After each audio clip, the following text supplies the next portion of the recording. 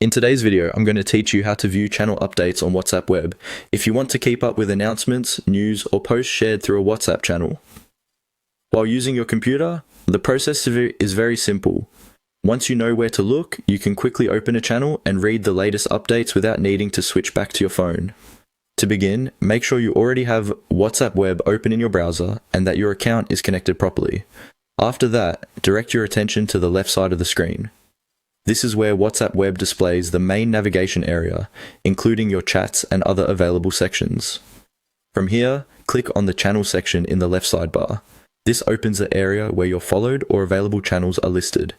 If you use WhatsApp regularly on desktop, this section helps separate channel content from your normal private and group conversations, which makes it easier to find updates quickly. Once you are inside the channel section, look through the list and select the channel you want to view. Click on the channel name, and its updates will open on the main part of the screen. You will then be able to read the latest posts shared by that channel in order, just like viewing a feed of updates. As you browse, take your time to scroll through the content so you don't miss earlier posts. This can be especially useful if several updates were shared recently. Viewing channels on WhatsApp Web is convenient because the larger screen makes posts easier to read, especially if you're multitasking or already working from your computer.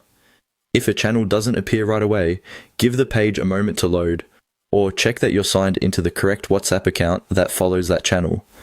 A stable internet connection can also help make sure updates appear properly and refresh without delay. That's all it takes to view channel updates on WhatsApp Web. Open the channel section from the left sidebar, choose the channel you want, and read the latest updates directly from your desktop. Once you've done it a couple of times, it becomes a very quick and seamless part of using WhatsApp Web.